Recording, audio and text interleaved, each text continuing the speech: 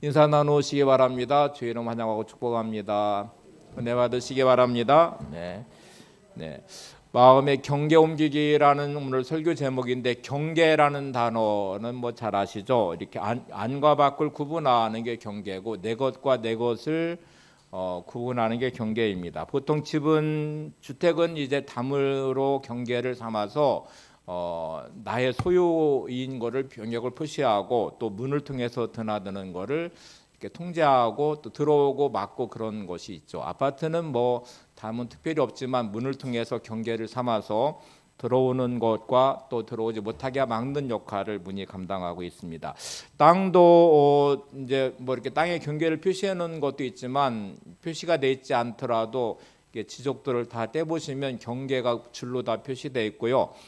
소유권 분쟁이 일어나면 경계 측량이라는 걸 통해서 누구의 소유인지를 이렇게 밝히 드러내기도 하죠. 그러면 우리 각자의 마음에는 경계가 있을까? 물론 경계가 있습니다. 우리의 본성은 이기심이어서 자기중심성이란 강력한 자력이 일단 형성돼 있고, 이 경계 안에의 이 이기심이 이 모든 것을 결정하는 기준이 됩니다. 그래서 내가 내 마음에 받아들이고 받아들이지 않는 것들이 이 마음의 경계 손상의 이기심이라는 이 자기중심성이 강력한 자력으로 결정을 하게 되는데, 우리가 이제 어떤 상황과 환경을 경험하고 어떤 사람과 함께 시간을 보내면서 공감이 생기면 그 사람이 내 마음에 들어오게 되고, 그럴 때 우리는 이제 그 공감의 능력에 따라서 그 사람이 나한테 들어온 만큼 내 이기적인 마음이 이타적인 마음으로 변화가 되기 시작합니다. 우리가 믿음 생활한다는 것은 하나님을 경험하고 말씀을 통해 살아내면서 이런 경험이 있을 때 하나님이, 주님이 내 마음의 중심에 들어오면서 나의 삶의 변화를 일으키기 시작합니다. 오늘 말씀의 목표는 이 마음의 경계를 옮겨서 나에게서 너에게로, 나에게서 예수님에게로 향하는 아름다운 변화가 있기를 소망하면서 말씀을 준비했습니다. 이 과학 잡지인 사이언스라는 잡지에서 공감 능력에 대한 연구라는 연구를 해서 발표한 적이 있습니다. 이 공감의 능력이 도대체 어떻게 드러나게 될까? 두 마리의 쥐로 실험을 했는데 전혀 이제 공감이 없는, 함께 시간을 보낸 적이 없는 두 마리의 쥐를 가지고, 한 마리는 우리 안에 가두어, 좁은 이제 우리 안에 가두어 놓고 한 마리는 자유롭게 해 놓았습니다.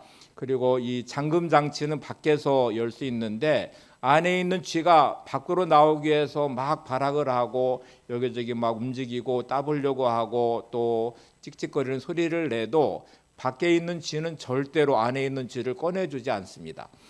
이유는 함께 했던 공감의 시간이 없었어요. 그래서 이렇게 서로 다른, 알지도 못하는 관계니까 내가 풀어줄 이유가 없다고 생각을 해서 쥐가 풀어주지 않았습니다. 2주간 두 마리의 쥐를 함께 생활하게 한 다음에 한 마리의 쥐를 가두고 또 한 마리의 쥐는 자유롭게 똑같은 이제 환경에서, 역시 잠금 장치는 밖에 있습니다.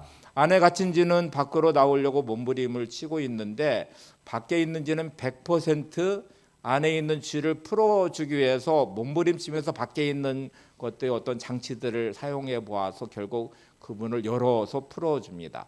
그러니까 함께 보낸 2주간의 시간의 공감이 이타적인 마음으로 바꿔냈어요. 그래서 안에 있는 쥐의 그 갇혀 있는 상황에 대한 안타까움으로 구출해 주려고 노력을 합니다. 자, 똑같은 상황에서 2주간의 같은 경험을 했고, 안에 한 마리의 쥐가 갇혀 있고 밖에 있는 쥐가 이제 있는데, 굶주린, 하루 이틀 이렇게 굶긴 상태에서 이제 100% 안에 있는 쥐를 꺼내주려고 밖에 있는 쥐가 노력한다고 했잖아요. 먹이를 딱 주는 순간에 52%의 쥐는 먹이를 포기하고 굶주린 자기의 이 굶주림의 상태를 뛰어넘어서 그거를 먹이를 포기하고 안에 있는 쥐를 꺼내려고 노력을 막 하는 이제 몸부림을 해요. 48%의 쥐는 2시간, 2주 동안의 공감, 함께 보냈던 시간보다 배고픈 자기의 현실을 더 집중하면서 먹이를 먹으면서 꺼내주지 않습니다. 반대로 이제 같은 경험의 시간을 갖게 한 다음에 한 마리는 자유롭게, 한 마리는 안에 갇힌 상태에 좀 시간을 보내게 한 다음에 이거를 바꿔놔서 버렸어요. 그러니까 자유롭던 쥐는 안에 갇히고 갇혔던 경험을 했던 쥐는 밖으로 내놓았는데, 80%의 쥐가 안에 있는 쥐를 꺼내려고 노력을 하는 것을 봤습니다. 그러니까 갇혔던 경험을 했던 쥐는 자신의 경험을 통해서 안에 갇혀 있는 쥐가 얼마나 힘든지를 공감하면서 80%, 52%의 쥐가 80%의 꺼내주려는 노력, 먹이를 포기하고 이 노력하는 자리로 갔다는 이 실험을 발표를 했는데, 여러분, 우리가 살아가면서 누군가 함께 보냈던 시간의 이 공감은 그 사람의 아픔을 깊이 공감하고 긍휼히 여기는 마음을 갖고 도와주려는 마음으로 이타적인 삶으로 변화되기 시작합니다. 근데 함께하지 했던 경험이 없으면 그 사람의 삶은 그 사람이고 나는 나고 이렇게 이기적인 우리의 본성으로 충실하게 되는데, 이제 이게 한번 살펴보셔야 돼요. 내가 같이 했던 경험의 시간이 있음에도 불구하고 어떤 일이 있을 때마다 공감하는 마음이 내게 결핍돼 있다. 그 사람을 안타깝게 여기고 도우려는 마음.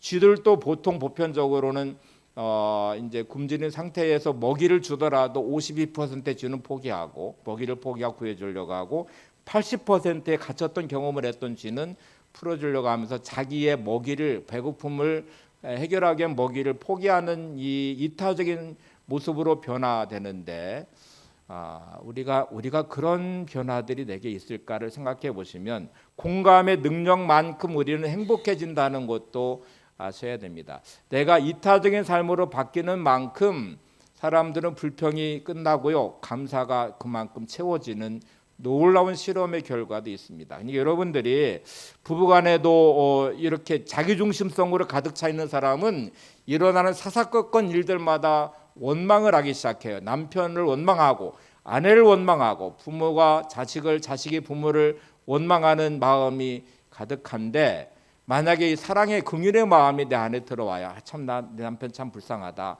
아내 참 안타깝다, 부모가 자녀를 사랑하는 만큼 이타적으로 이렇게 바뀌거든요. 근데 이타적으로 바뀌는 만큼 불평과 원망이 사라지면서 그 안에 감사로 채워집니다.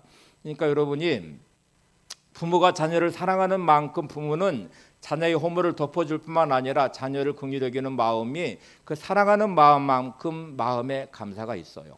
아내가 남편을 긍휼히 여기는 만큼 남편의 허물을 덮어줄 뿐만 아니라 그만큼의 불평도 사라지고 또 그만큼의 감사도 채워져요. 이게 아름다운 변화인데, 근데 놀랍게 많은 부부들은 자기중심성을 벗어나지 못해요. 그러니까 늘 일어나는 일들마다 원망과 분노가 가득 차고 부부싸움이 잦아지면서 그렇게 채워지는 마음은 행복한 마음과 감사의 마음이 아니라 원망의 마음과 또 저주하는 마음과 갈등이 더 많아질 수밖에 없죠. 그러니 여러분, 이타적인 삶을 살아가는 것, 내가 나로부터 너에게로 내 마음의 경계를 옮겨가는 것은 내 삶을 행복하게 만드는 가장 중요한 요소이기도 합니다. 우리가 예수님이 내 마음의 중심에 들어오고 예수님의 중심의 삶으로 전환되기 시작하는 이 삶을 우리가 믿음의 삶이라고 말합니다. 믿음의 삶을 시작하는 내 마음의 중심에 주님이 들어오는 만큼 우리는 하나님의 영광을 생각하고 또 신앙의 중심이 하나님 중심의 삶으로 말씀을 사랑하고 말씀을 살아내는 삶의 모습으로 바뀌어가기 시작합니다.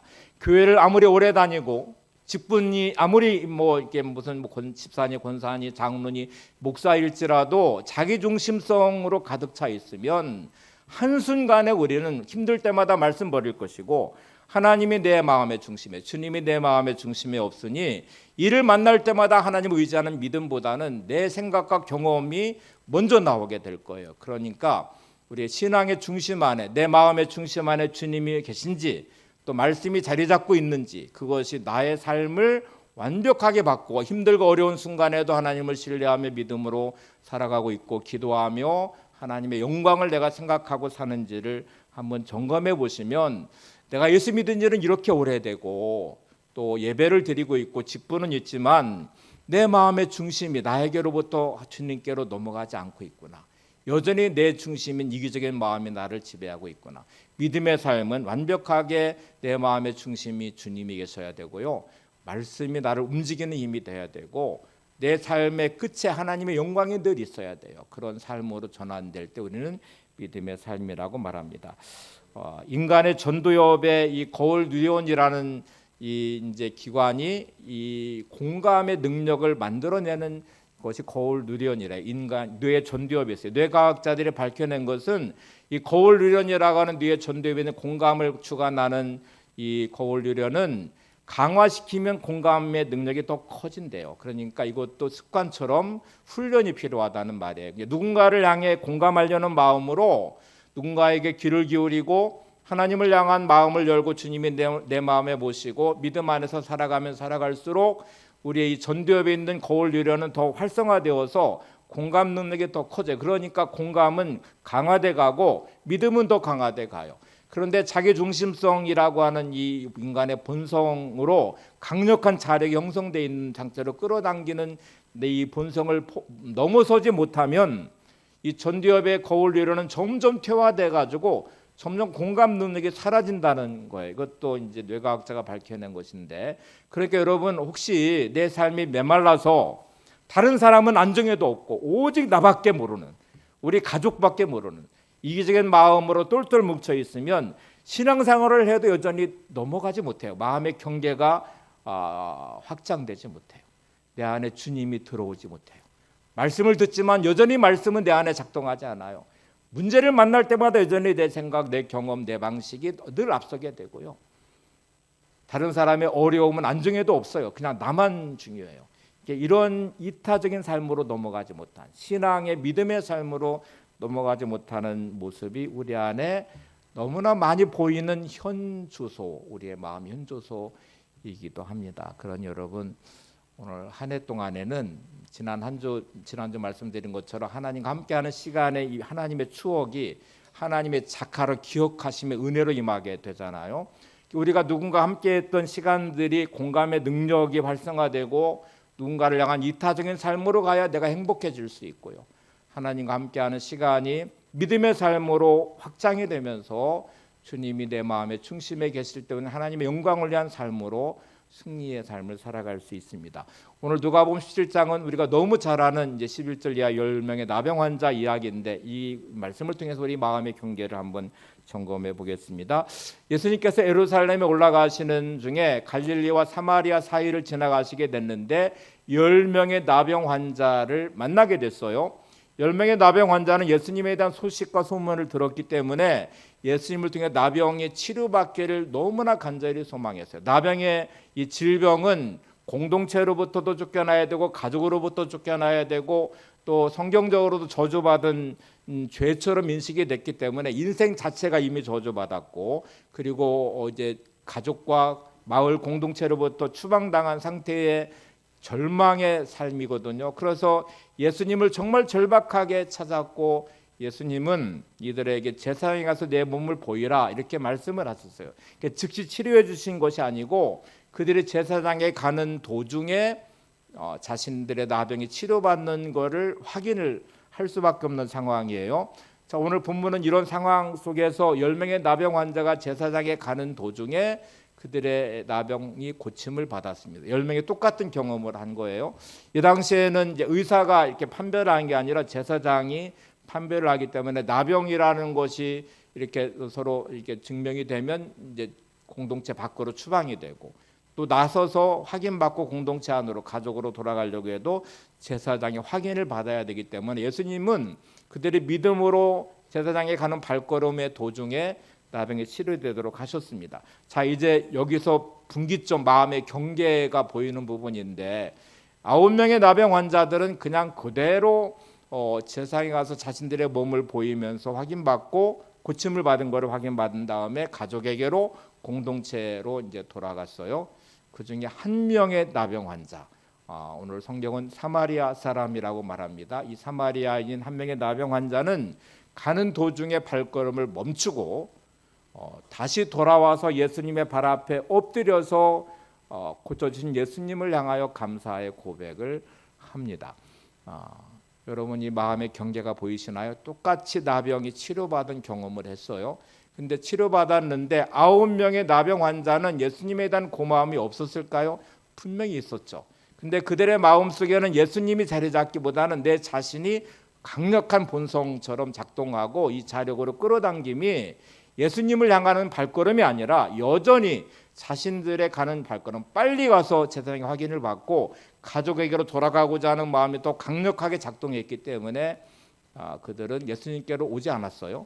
한 명의 나병 환자는 물론 자신이 나서서 빨리 가족에게로 가고 싶고 제사장에 확인받아서 자신이 치료받았음을 확인받고 싶은 마음이 강했겠죠. 그럼에도 불구하고 이 치료하신 예수님이 고침받는 순간에 그의 마음속으로 들어왔습니다. 그러니까 본성인 자기 이기심의 마음을 뒤덮는 주님의 은혜가 그의 마음속에 들어왔고 그것이 그의 발걸음을 되돌려서 예수님께로 돌아오게 만들었어요.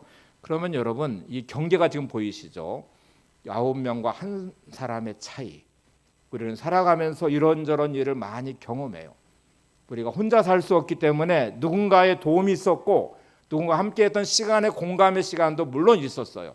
그런데 어떤 사람은 9명의 사람과 똑같은 방식으로 어느 문제를 만나는 순간에 어떤 일이 벌어지면 물론 고마움은 있고요. 감사한 마음도 있을 수 있어요. 그런데 내 안에 내가 너무 커서 그 사람에 대한 고마움을 잊어버려요. 그리고 여전히 자기중심적인 삶을 살아가요. 어떤 사람은 어떤 일이 벌어질 때마다 함께했던 어떤 분들의 고마움, 도와줬던 어떤 분들의 고마움이 이기적인 자기의 마음을 넘어섭니다. 환경과 문제보다 더 커질 수 있고요. 또 그런 은혜 안에서 고마움을 표현하기도 해요. 또 하나님과 함께했던 시간의 그 믿음의 기억들이 또 자신의 삶에 하나님의 말씀을 살아냈던 시간들의 기억이 힘들고 어려운 순간마다 그냥 무너지지 않고 원망과 불평을 하지 않고 다시 믿음의 자리로 돌아와서 하나님께 기도하고 은혜를 구하고 또 말씀 붙잡고 씨름하면서 자신의 삶을 지켜내는 사람들이 있어요. 그런데 대부분의 많은 그리스도인들은 어려움을 만날 때에 하나님도 잃어버리고 말씀도 잃어버리고 여전히 자기중심적인 이기심이 작동하면서 더 큰 불평과 원망으로 더 큰 절망으로 늪에 빠지듯 그렇게 침몰하는 인생을 사는 분들이 많이 있어요. 이 경계를 잘 보셔야 돼요. 내 마음의 경계 안에 나는 정말 나로부터 너로 넘어가는 이 마음의 경계가 확장돼 가고 있는지, 내가 살면서 정말 나로부터 주님께로 향하는 내 마음이 확장돼 가고 있는지. 하나님이 우리를 사랑하심은 독생자를 내주심의 행위로 이어졌죠. 주님이 우리를 사랑하심은 자신의 목숨을 내주시면서 우리의 죄를 대속해 주시는 구원으로 확장돼 갔습니다. 근데 우리는 그 마음에 주님이 계시지 않게 하나님의 마음이 우리가 있기에 주님의 마음에 우리가 있기에 주님은 그렇게 하시면서 자신의 목숨을 내주시거든요. 그리고 그거를 우리를 사랑하심이라고 표현하고 있어요. 근데 우리는 이기적인 마음의 이 본성이 중심이 되다 보니 내 삶만 보여요. 내 환경만 보여요. 주변의 사람은 보이지 않아요. 하나님도 보이지 않아요. 말씀도 내 삶에서 순식간에 사라지기도 해요. 나를 아닌 너를 생각하는 마음, 이 마음은 감사의 마음이 들게 했다는 말이죠. 그래서 감사란 내가 아니라 너를 기억하는 행위이며 마음이라고 규정하는 분도 계십니다. 그러니까 감사할 수 있다는 것은 내 안에 나를 중심으로 하지 않고 너를 향하여 넘어가는 순간에 채워지는 중요한 감정이 감사라는 감정이고 모습이라는 거예요.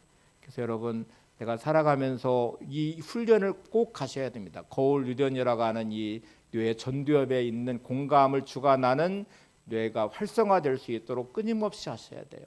일어나실 때마다 세상 주신 하나님을 찬양합니다. 하나님 은혜 감사합니다. 제가 드리는 늘 기도인데 이 고백을 통해서 하나님을 향하는 마음이 내 안에 늘 있게 하고 저는 그냥 습관처럼 하는 게 하나 있어요. 제가 이제 집사람이 밥을 차려줄 때마다 감사해요, 고마워요 이렇게 말을 해요.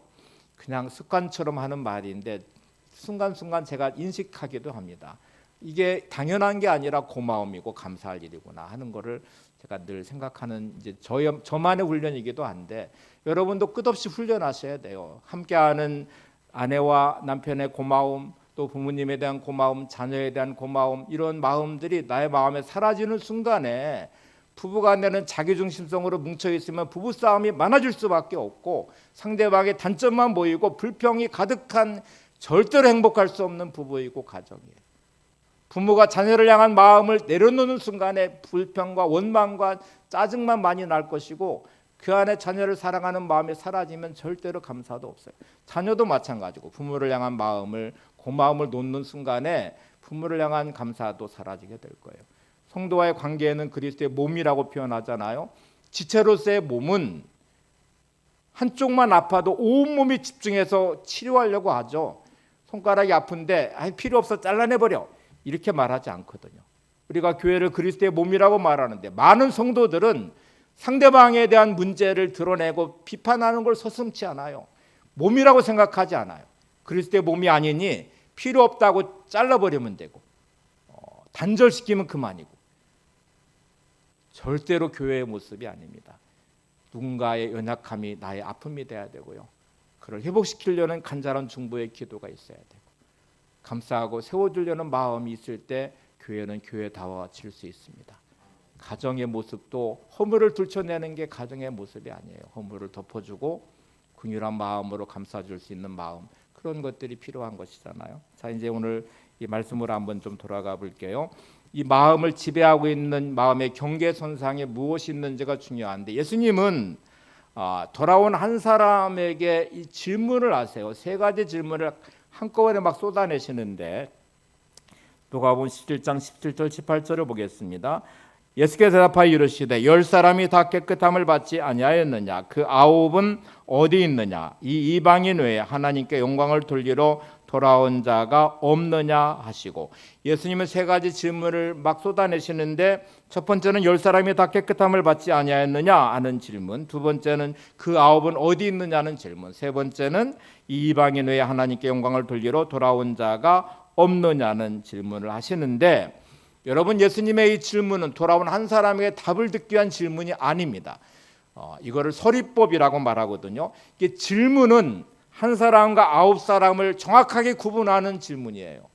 돌아온 한 사람을 향하여 예수님이 세 가지 질문을 하시면서, 이거는 대답을 듣기 위한 질문이 아니라 예수님께 오지 않은 9사람과 예수님께 돌아온 한 사람이 도대체 왜 이런 차이가 나는지, 이 경계선상에 이들의 차이를 극명하게 드러내놓으면서 예수님의 관심은 그 다음이에요. 나병이 치료받은 이 문제가 아니고 그 다음에 어떻게 그들이 반응했느냐가 예수님의 관심이에요. 이 질문의 세 가지는 이 관심을 그대로 드러내고 있습니다. 9명의 나병 환자는 자신이 치료받은 나병이 치료받은 것이 중요하죠. 그것이 전부이죠. 이것 때문에 예수님에 대한 고마움은 물론 있지만 주님께로 돌아오지 않았고, 제사장에 가서 확인받고 가족에게로, 공동체로 돌아가는 행동을 했어요. 그리고 그것으로 끝이에요. 돌아온 한 사람은 병이 낫는 순간에 예수님이 그의 마음의 중심에 들어왔고, 자기의 본성을 뛰어넘는, 그도 너무너무 간절히 가족에게 돌아가고 싶을 것이고, 세상에 확인받아 건강함을 확인받은 상태로 확인받고 싶었을 것이지만, 주님을 향하여 발걸음을 돌렸고 그 발에 엎드려 감사의 고백을 했습니다. 근데 여러분, 우리의 삶은 변화된 다음에 그 다음이 뭐예요? 여러 가지 일들을 만나고 고비를 겪고 고난을 당하고 어려움을 만났어요. 그리고 그 어려움들은 지나갔어요. 그 다음 여러분의 마음은 어떠신가요? 주님을 만나셨습니까? 믿음이 더 강해지셨나요? 하나님의 은혜를 경험하고 내가 내 마음에서 하나님의 은혜 안에서 더 강건하게 세워진 영적 성장이 이루어지셨습니까? 고난도 만나고 실패도 경험하고 어려움도 만나고, 그것이 지나간 그 다음 여전히 이기적인 마음에 자기중심성으로 가득 찬, 여전히 탐욕과 욕망이 가득 찬, 하나님을 만나는 경험도 못했고, 함께하는 가족의 소중함도 알지 못했고, 여전히 이기적이며 여전히 자기중심성으로 반응하고 있는 그의 모습, 그 다음 한 명의 나병 환자가 고침받고 10명의 나병 환자 고침받다 세상이 달라지는 것도 아니고요. 그의 인생에 물론 변화가 일어났겠지만 그 변화는 여전히 자기중심적인 삶의 변화로 끝났어요. 예수님의 관심은 그 다음 한 명의 찾아온 나병 환자에게 집중하고 있습니다. 이 질문은 9명과 1명을 구분하는 너무나 놀라운 질문, 서리법이라고 하는 대답을 듣기 위한 질문이 아니라 구분하기 위한 질문이에요. 서경호 작가가 쓴 그림 묵상집에 빛과 먹선 이야기라는, 이제 화면에도 보이시죠? 그 중에 한 부분을 제가 인용해 볼게요. 고난은 마음의 문을 요란하게 부수고 들어와 치열하게 내면을 청소해 주고 단단하게 신앙을 수리해 준 뒤 조용히 떠나간다. 돌아보면 나에게 유익했기에 고맙다는 인사라도 건네고 싶지만 언젠지도 모르게 조용히 사라졌기에 다시는 그 모습을 찾을 수 없다. 이 좀 내용을 잘 기억하시기 바랍니다. 다시 한번 같이 보겠습니다. 시작. 고난은 마음의 문을 요란하게 부수고 들어와 치열하게 내면을 청소해 주고 단단하게 신앙을 수리해 준 뒤 조용히 떠나간다. 돌아보면 나에게 유익했기에 고맙다는 인사라도 건네고 싶지만 언젠지도 모르게 조용히 사라져 줬기에 다시는 그 모습을 찾을 수가 없다. 좀 설명하면 이런 내용이에요. 우리가 인생의 고난과 어려움을 만날 때 예고하고 조용히 찾아오지 않아요. 막 내 인생을 흔들어 놓고 마치 문을 부시듯이 막 파괴시키면서 내 안에 들어와서 내 인생을 다 휘저어 놓아요. 이게 너무너무 힘든 시간인데 지나고 보니까 이 고난이 내 내면을 깨끗하게 청소해 줬대요. 죄로 더러워진 내 내면을, 온갖 인간의 욕망과 탐욕으로 가득 찬 자기 중심적인 나의 삶을 흔들어 놓아서 그 내 내면의 죄를 회개하게 만들고 하나님을 찾게 만들고 은혜 안에서 내 자신을 세우고 인생을 성찰하며 인생의 큰 변화를 겪었어요. 그리고 내 믿음의 신앙을 수리해 줘서 믿음의 사람으로 다시 세워졌기에 합력의 선을 이룬다는 말씀처럼 너무너무 지나고 나서 보니까 고난당함이 되게 유익이라는 생각이 들어서 그 고난에게 고맙다고 이제 인사를 해보려고 했더니 이미 다 지나가 버렸다는 거예요. 이 내용이에요. 여러분의 모든 삶은 다 지나갑니다. 어떤 어려움이 있고 끝인 것처럼 보여지는 어떤 상황도 반드시 지나가게 돼 있어요. 그 다음이 중요해요. 그 고난 당한 것도 힘들고 어려운데 지나고 나서 내 인생을 더 이기적인 마음으로 강화시켜 버렸어요. 더 불평과 원망이 가득한 사람으로, 인생을 비관하는 사람으로, 분노심만 가득 채우는 상태로 끝나버렸어요. 이 사람의 인생에는 고난이 절대로 유익이 아니에요. 고난당함이 오히려 인생을 더 힘들게 만들고 더 비참하게 만들고 인생을 비관하게 만들었어요. 진짜 믿음의 사람은 고난당함이 유익이 되셔야 됩니다. 힘들고 어려운 순간을 지나면서 내 이 혼란스러운 마음을 깨끗하게 해주고 죄를 회개하게 만들고 하나님으로부터 멀어졌던 나의 마음이 믿음의 자를 다시 돌려놓았고 내 내면을 깨끗하게 수리해주고 신앙의 무너진 재단을 다시 쌓아 하나님을 향하는 마음으로 세워주는 시간이 될 때 한 명의 주님께 찾아온 나병 환자 같이 우리는 다시 그 다음이 중요한 삶의 자리에 서게 될 것입니다. 주님의 이 말씀이 그래서 중요합니다. 누가복음 17장 19절에 보시면 돌아온 한 명의 나병 환자를 향하여 세 번의 질문을 쏟아내신 다음에 그의 답을 들은 게 아니에요. 이렇게 말씀하세요. 그에게 이르시되 일어나 가라. 내 믿음이 너를 구원하였느니라 하시더라. 같이 보세요. 시작. 그에게 이르시되 일어나 가라. 내 믿음이 너를 구원하였느니라 하시더라. 자, 돌아온 한 사람의 그 주님을 마음에 담고 마음의 경계를 나를 넘어서 예수님께로 향하는 마음으로 그의 발걸음을 둘러 주님께 왔을 때 주님은 이 그의 행위를 믿음이라고 말씀하십니다. 네 믿음이 너를 구원하였느니라. 그를 나병 환자의 삶의 자리에서 치료를 넘어서 그를 구원시키는 영혼의 구원으로 믿음의 자리로 그를 세웠어요. 여러분의 마음의 경계 안에 여전히 여러분이 계시다면 오늘 나를 넘어 너에게로, 나를 넘어 주님께로 향하는 마음의 변화가 있으시기를 바랍니다. 이 놀라운 변화가 인생을 바꾸어요. 지난주 우리가 하나님의 기억하심이란 자카라의 단어를 살펴봤는데 이렇게 내가 믿음의 자리에 설 때 하나님이 나를 기억하시고 내가 눈물로 기도하는 기도의 자리에 있을 때 하나님이 나를 생각하시고 오늘도 내 삶을 풀어주신 하나님의 은혜가 임하게 될 것입니다. 공감의 시간, 함께함의 시간이 너무나 중요하죠.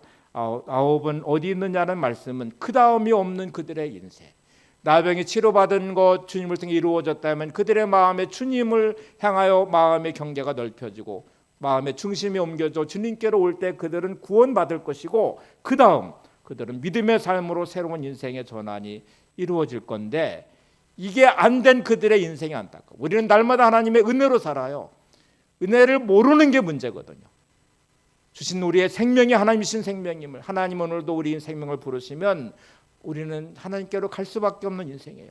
어느 누구도 인생의 주인이 아닌데 주인 노릇하고 있고, 자기 중심성이 얼마나 무서운 죄성인지를 모르고 여전히 그 모습으로 살아갈 때 하나님 부르시면 그거로 끝나는 인생의 안타까움이 우리에게 있어요. 그러니 여러분, 반드시 우리는 내 마음의 경계를 넘어 너에게로, 하나님께로 가야 되는 중요한 우리의 삶의 위치에 놓여져 있습니다. 이 경계선상에 있는 여러분, 결단하셔야 됩니다.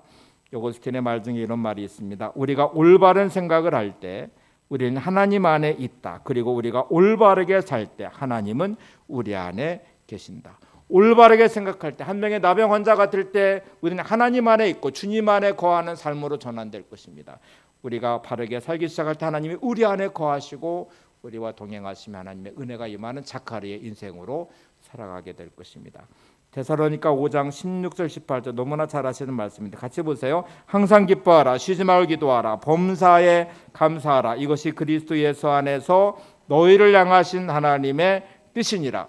하나님의 뜻은 우리의 인생이 예수님 안에서 경계, 내 마음의 경계를 예수님 안에 거하면서 항상 기뻐하고 늘 기도하고 범사에 감사하는 삶으로 전환되는 것, 그게 하나님 우리를 향한 뜻입니다.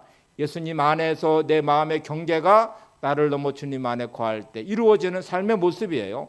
유진 피터슨이 메시지 성경에서 이 데살로니가 5장 18절을 이렇게 풀어서 기록했어요. 이것이 그리스도 예수 안에서 살아가는 여러분에게 원하시는 하나님의 방식입니다.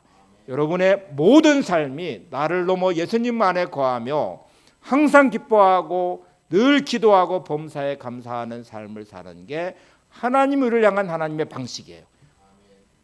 하나님의 방식대로 살아가는 인생이 믿음의 삶이에요. 이 변화가 일어나지 않으면 여러분은 여전히 내 중심 안에 내가 있어요. 여러분의 직분이 뭐든 상관없고요. 예수를 믿은 지 얼마나 됐든 상관없고, 하나님 말씀을 얼마나 많이 아는 것과 상관없이 여러분은 여전히 내 중심에 주님이 계시지 않는 철저히 자기중심적인 이기적인 삶에 죄의 본성을 가지고 사는 거예요. 사도 바울이 이 마음, 두 마음을 확인하면서 처절하게 기도해요. 오라 나는 공고한 사람이로다 탄식하며 나는 날마다 죽노라고, 나를 쳐 날마다 나를 복종시킨다고 선언하는 이유는 반드시 내가 나를 넘어 주님께로 가고 주님 안에 거하는 삶이 되려면 내 자아가 죽어야 되거든요. 여전히 그 모습 그대로 드러나고 있는 여러분의 현실을 보셔야 돼요. 여러분의 인생을 보시고 여러분의 가정을 보시고 여러분의 삶을 들여다보셔야 돼요. 그리고 변화가 일어나지 않는 이 삶이 얼마나 무서운 삶인지도 아셔야 돼요. 불평과 원망을 멈추시기 바랍니다. 이타적인 삶으로, 주님을 향한 삶으로 전환되셔서 여러분의 마음에 하나님의 은혜와 사랑으로 채워가시고 감사가 넘치는 삶으로 반드시 변화되셔서 하루하루의 삶이 가슴 벅찬 은혜와 감격과 기쁨이 충만한 삶이 되시기를 바랍니다. 하나만 얘기하고 마칠게요. 존 크레닉이 쓴 365 땡큐라는 책이 있어요. 1년 365일 늘 감사합니다. 감사가 있는 삶의 이제 모습인데, 보시는 대로 부제가 마음을 감동시키는 힘이거든요. 그러니까 이분이 쓴 이제 365일 동안 감사 편지를 쓰는 내용인데, 마음을 감동시키는 힘은 감사로부터 시작된다는 것을 이제 표현하고 싶어서요. 이분의 2007년도의 겨울은 최악의 날이었다고 그런 고백합니다. 이분이 직업이 변호사예요. 변호사여서 이제 꿈을 가지고 로펌을 만들고요, 직원들을 채용하고 사무실을 임대하고 이제 그러면서 정말 이제 돈을 많이 벌 막 부자도 꿈꾸고 내가 유명한 변호사가 돼서 막 로펌도 확장시키고 막 이런 이제 기대를 내서 개업을 했는데 뜻대로 사람들이 오지 않아요. 그러니까 점점점 경제적으로 어려워지기 시작했고, 그리고 마침내 직원들의 월급을 못 줄 뿐만 아니라 사무실 임대료도 내지 못하는 최악의 상황으로 치닫게 됩니다. 이게 2007년도였습니다. 그는 너무너무 힘들어진 상황 때문에 부부간의 다툼이 많아지기 시작했고, 부부간은 마침내 이혼의 직전까지도 이게 됐고요. 딸에 대한 양육권도 빼앗길 처지에 놓였습니다. 너무너무 비참했습니다. 현실이 너무 참담했어요. 2007년 겨울 어느 날 친구와 함께 식사를 하는 중에 자신의 내면에서 이렇게 들리는, 너무나 깜짝 놀랐다고 그래요. 이게 하나님의 음성인지 자기 내면의 소리인지 일단 구분할 수 없지만, 내가 지금 가지고 있는 것들에 대해서 감사할 줄 알기 전까지는 내가 원하는 것들을 얻지 못하리라는 음성이었어요. 그러니까 지금 너는 없는 것에 대해서 불평하고 저주하고 힘들어하는데, 야, 너는 네가 있는 것들에 대해서 감사하기 전까지는 너 더 이상 인생의 변화나 뭘 얻을 거를 기대하지 말라 하는 이제 내면의 소리였어요. 그리고 그는 갑자기 1960년대에 할아버지와 있었던 사건 하나가 떠올랐대. 이것도 막 갑자기 떠오르는 생각인데, 1960년대에 할아버지는 성공한 사업가였고 12명의 손자가 있었는데, 할아버지 집에 방문할 때마다 이렇게 명절이 되면 이제 온 가족이 모이잖아요. 그러면 은화로 한 개씩을 선물로 준대요. 주면서 할아버지가 꼭 이렇게 말했습니다. 너희들이 이 은화 한 개 받은 것에 대해서 감사 편지를 쓰면 은화 한 개를 더 주마, 이렇게 말을 했고, 손주들은 막 감사 편지를 막 쓰겠죠. 이제 은화 하나를 더 받기 위해 할아버지 감사해요, 고마워요, 뭐 이렇게 썼을 거예요. 근데 어떤 손자들은 진짜 고집스럽게 안 쓴 손자들도 있었는데, 그런데 이제 그렇게 쓴 손자는 은화 한 개를 더 받았고 안 쓴 손자들은 은화 하나를 더 받지 못했어요. 이분이 깨달음은 이거였습니다. 은화 2개를 받았을 때에 왜 그 다음에 감사 편지를 또 쓰지 못했을까? 여러분, 할아버지의 조건은 받은 것에 대해 감사 편지를 쓰면 은화 한 개를 더 주겠다는 말이었어요. 그럼 은화 2개를 받았을 때 또 감사 편지를 쓰면 은화 한 개를 또 받을 수 있는 건데, 12명의 손자 중에 아무도 2개의 은화를 받은 이후에 감사 편지를 쓴 적이 없대요. 왜 그랬을까? 실패한 상태에서 그는 생각했습니다. 왜 은화 2개에 대한 감사 편지를 쓰지 못했을까? 우리는 살면서 내가 결핍되어 있는 것에 대한 불평과 원망은 참 많이 해요. 근데 받은 것에 대한 감사를 하지 못해요. 여러분의 삶에 감사할 것이 하나도 없습니까? 오늘 살아있음에 대해서, 사랑하는 가족이 있음에 대해서, 오늘 하나님 은혜로 내가 살아가는 오늘 예배 자리에 있음에 대해서 우리는 수없이 감사의 고백을 할 수 있는데, 우리는 어느 순간부터 감사를 잃어버린 삶을 살고 있어요. 전 그래를 익은 결심을 합니다. 그러면 내가 감사 훈련을 해보자. 오늘부터 1년 동안 매일매일 누군가를 향하여 감사의 편지를 쓰기로 결심을 합니다. 이게 15개월 동안 365통의 감사 편지를 쓴 기록의 책의 내용이에요. 첫 번째 편지를 누구한테 쓸까를 생각했어요. 그러다가 이혼한 아들, 이제 결혼해서 이혼한 아들이 있었는데, 이혼한 아들에 대해서 감사 편지를 하나 쓰자. 1월 3일 날, 2008년 1월 3일이었다고 그래요. 근데 1월 3일 날 뭐 늦었지만 크리스마스 이제 지나가고 또 새로운 한 해가 시작돼서 그의 아들에 대해서 고마움 생각을 떠올리면서, 고맙다, 네가 내 아들임이 참 고맙다, 이렇게 편지를 쓰고 조그만 선물 하나를 준비했는데, 정작 붙이려고 하니까 주소를 모르겠더래요. 아들이 사는 주소를 몰라서 전화를 했어요. 야, 내가 너 이거 너무 고마워서 감사 편지를 좀 썼고 조그만 선물 하나를 했는데 주소 좀 알려줘라. 그랬더니 아들이, 아빠 그럼 같이 한번 식사해요, 그러더래요. 그래서 그냥 그 편지로 전화를, 감사 편지를 쓰려고 전화를 했고, 그리고 아들과 함께 식사를 하게 됐는데, 아들이 갑자기 봉투 하나를 이렇게 내밀어서 봤더니 $100 지폐로 $4,000가 들어있더래요. 그래서 이게 뭔 돈이냐 그랬더니, 예전에 제가 아빠한테 빌린 돈이에요, 그러더래요. 여러분, 감사 편지 한 통으로 지금 $4,000가 수중에 들어왔습니다. 아들도 까맣게 잊어버렸고, 아들과 왕래를 거의 하지 않는, 그리고 이제 주소도 모르고 그랬던, 그런, 이게 어려운 고백이잖아요. 자녀를 향해서 고맙다, 감사하다, 이렇게 편지를 쓰면서 썼던 한 통의 편지가 만들어낸 기적이었어요. 그리고 이 기적은 날마다 그의 삶 속에 감사 편지와 함께 크고 작은 일들이 일어나기 시작합니다. 책의 한 부분을 읽어드리겠습니다.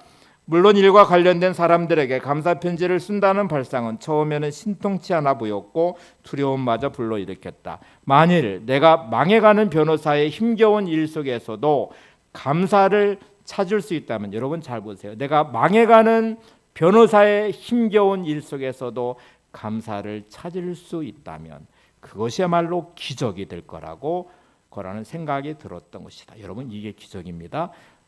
하지만 1월에 있었던 놀라운 사건들은 모든 곳에 최소한 감사의 씨앗 심기를 시도해 보라고 내면의 나를 설득했다. 설령 만일 내가 내 직무에 관해서 감사 편지를 쓰는 동안 희망을 발견하지 못해도 적어도 더 나빠질 일은 없었다. 나는 일단 쓰고 기다려보기로 했다. 감사 편지를 쓰는 과정을 통해 나는 의미 있는 은총으로 축복받았다는 뚜렷한 깨달음을 얻었다. 이제 나는 이러한 축복과 은총과 축복들을 어디에서나 볼 수 있었다. 수백 가지 이상의 예 가운데 몇 가지만 꼽자면 내 아들들 안에서, 딸 안에서, 친척들 안에서, 친구들 안에서, 그리고 동료 안에서 이들 안에 발견한 은총과 축복들을 예전에 나라면 아직 발견하지 못하고 지나쳤을 것이다. 감사의 편지를 통해서 크고 작은 일들이 일어나는 그의 삶의 변화를 기록했습니다. 여러분 마음의 경계를 넓혀가시기 바랍니다.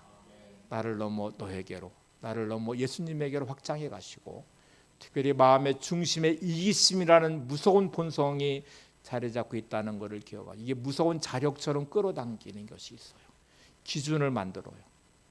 그 안에 모든 걸 차단시켜버리는 이타적인 삶이 차단되고 하나님을 향한 믿음이 차단돼 버리면 여러분의 인생은 정말 불행한 인생의 길을 걷게 될 것 같습니다. 믿음 안에서 마음의 경계를 옮겨가시고 아름다운 변화가 있는 복된 삶이 되시기를 바랍니다. 회복시켜서 찬양 함께 부르고 기도하겠습니다.